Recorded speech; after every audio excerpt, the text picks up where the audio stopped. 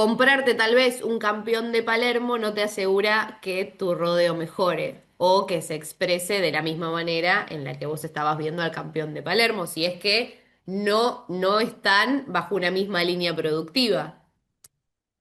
Mirá, el tema de las exposiciones o de la pista, como se dice, Ujú.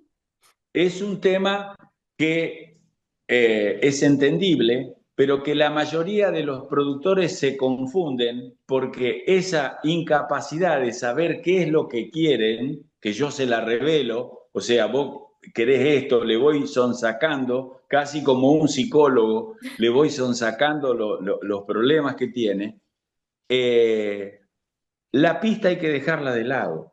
Es otro tema, es otro tema. Eh, ¿Por qué te digo esto? Porque ningún campeón de Palermo cambió nada. Ningún campeón de Palermo, si no sería lo más fácil posible y nosotros los genetistas no tendríamos nada de trabajo. Empezás a usar campeones de Palermo continuamente en los rodeos y se terminó la historia.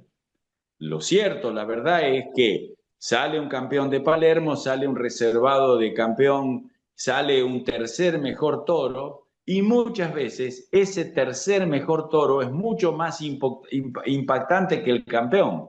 Pero ¿quién va a querer vender pajuelas del tercer mejor toro de Palermo? Cuando el cliente, fidelizado con una idea ideal, digámoslo así, quiere ir al campeón de Palermo. Claro. ¿Estamos? Sí, sí, sí, Bueno, sí. y se me ocurre ahora algo que es un poquito más integrador.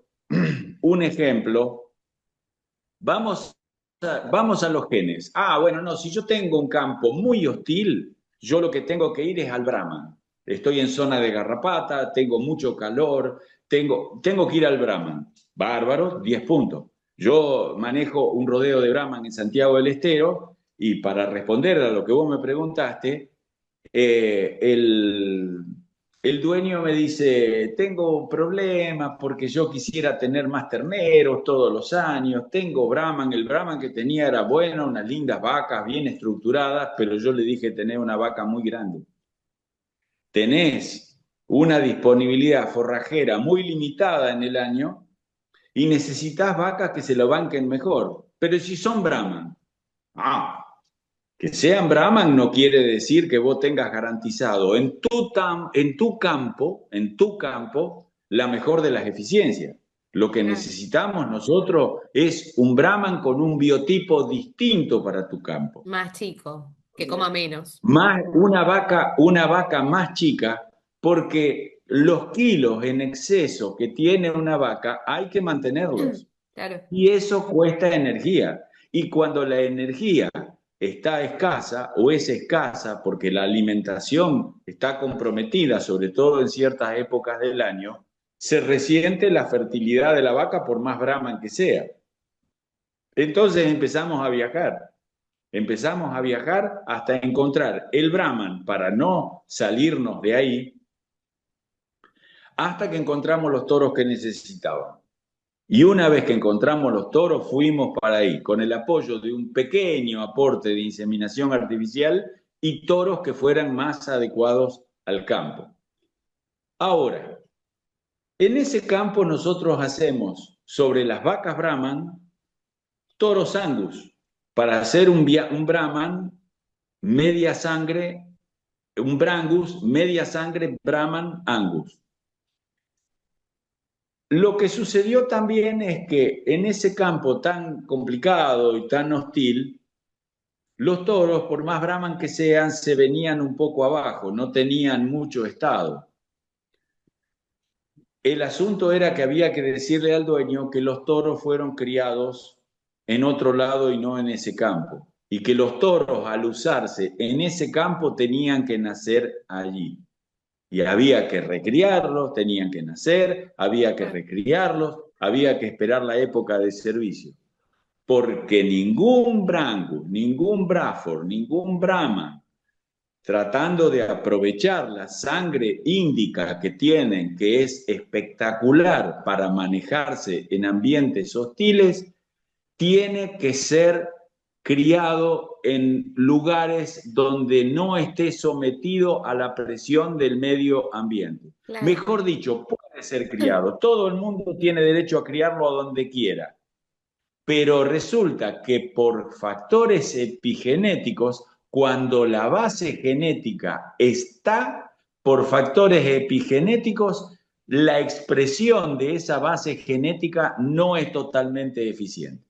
Claro. No es lo mismo un ternero que te nace en la provincia de Santa Fe, acá donde yo te estoy hablando ahora, por más Brahman que sea, y lo crío y lo recrío acá y hago un toro, y que después ese toro adulto yo lo lleve a Santiago del Estero. Claro. Con la misma madre y el mismo padre nacido en el campo de Santiago del Estero, es otro toro. Exacto. Es, ¿Estamos? Ese Sí, sí, es sí. otro ejemplo que yo te doy de lo que un genetista independiente hace en general.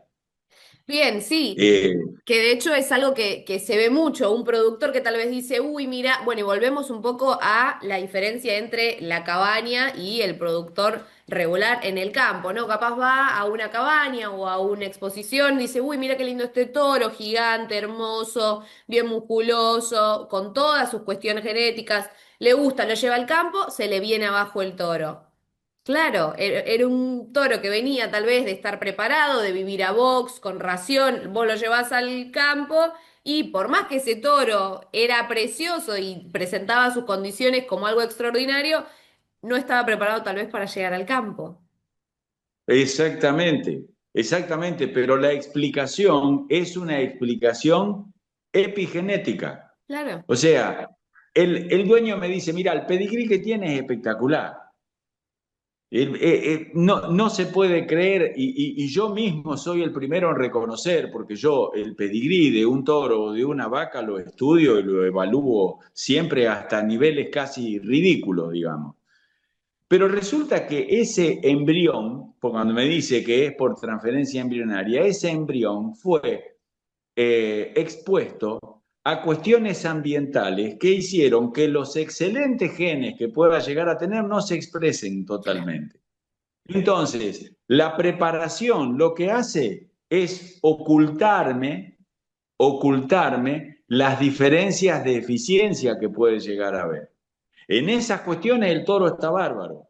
Bien, 10 puntos. Incluso hace poco tiempo atrás, y algunos de los que escuchen esta nota van a reconocer la situación, estuvimos hablando del tema de la mansedumbre de los toros y de la docilidad de los toros.